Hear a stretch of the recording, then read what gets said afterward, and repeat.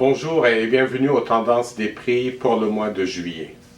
Au cours des 4 dernières semaines, la bourse de Chicago a chuté, le maïs et le soya ont baissé de 6 à 8%. On a deux facteurs à l'œuvre. D'une part, évidemment, la guerre commerciale États-Unis-Chine avec le tarif chinois de 25% sur les importations de soya américain en vigueur depuis le 6 juillet. Et par ailleurs, il y a aussi la très bonne condition des cultures américaines chez nos voisins. Mais on observe un début de divergence entre le maïs et le soya. On va traiter les deux grains séparément. D'abord, le soya, il y a définitivement une pression baissière qui est à l'œuvre. L'USDA, dans le rapport de juillet, a finalement incorporé le tarif chinois. Et donc, ils ont réduit les importations chinoises de soya pour l'an prochain de 8 millions de tonnes pour les ramener à 95 millions de tonnes contre 97 millions de tonnes pour l'année en cours. La Chine va maximiser l'utilisation de substituts du soya. Par ailleurs, les exportations américaines de soya ont été aussi abaissées de 250 millions de boisseaux l'an prochain pour les ramener à 2040 millions de boisseaux, soit 45 millions de boisseaux de moins que pour l'année en cours. Par ailleurs, la production de soya au Brésil a de nouveau été augmentée de 2 millions de tonnes pour la porter à un record absolu de 119 millions de tonnes.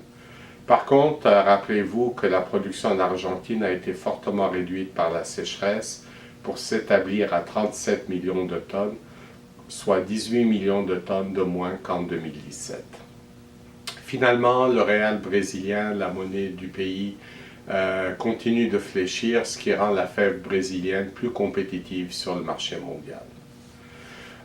Il faut aussi noter que l'USDA a abaissé le prix médian prévu pour les États-Unis pour 2018-2019 à 9,25 $ du boisseau, donc une baisse de 75 cents, contre 9,35 $ pour l'année en cours. Par ailleurs, il faut noter que la demande chinoise de soya s'est rabattue entièrement sur le Brésil depuis plusieurs semaines, ce qui fait que les prix brésiliens se sont bien évidemment envolés et que présentement, le prix du soya au Brésil est nettement plus élevé que le prix du soya américain. Une situation évidemment inhabituelle. Par ailleurs, à cause de la sécheresse en Argentine, qui est le premier exportateur mondial de tourteaux de soya, et suite à la baisse des contrats à terme, les profits des triturateurs ont grimpé en flèche partout, y compris aux États-Unis, ce qui fait qu'on observe une hausse significative de la trituration aux États-Unis pour l'année en cours et elle est projetée pour l'année suivante. Maintenant, pour le maïs, il faut d'abord se rappeler que la Chine est un acheteur insignifiant de maïs et que donc la guerre commerciale États-Unis-Chine ne concerne pas le maïs. Par ailleurs, on a eu une sécheresse qui a réduit les productions de maïs aussi bien en Argentine qu'au Brésil.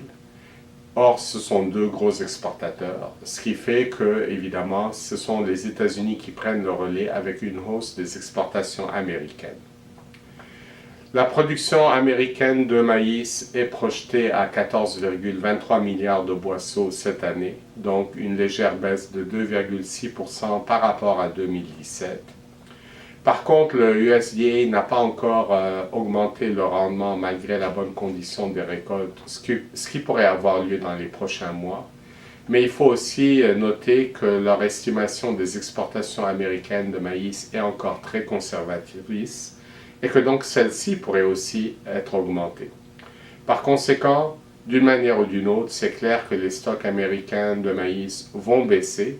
Pour le moment, ils sont prévus passer de 2,03 milliards de boisseaux en 2018 à 1,55 milliard de boisseaux en 2019.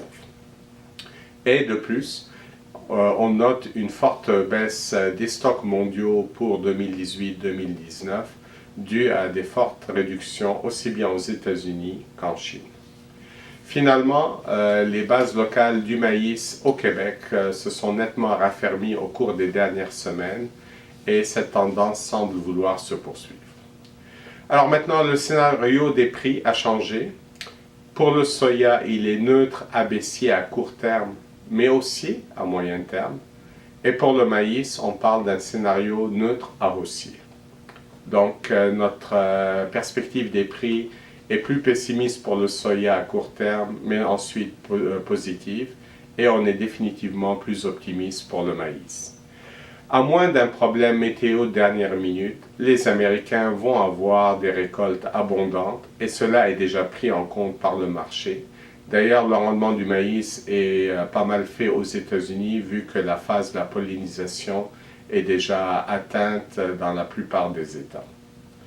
Mais il faut noter que les éléments fondamentaux du maïs sont quand même positifs, avec une baisse des stocks mondiaux et aussi une baisse des inventaires aux États-Unis. Par contre, pour le soya, les éléments baissiers sont bien connus.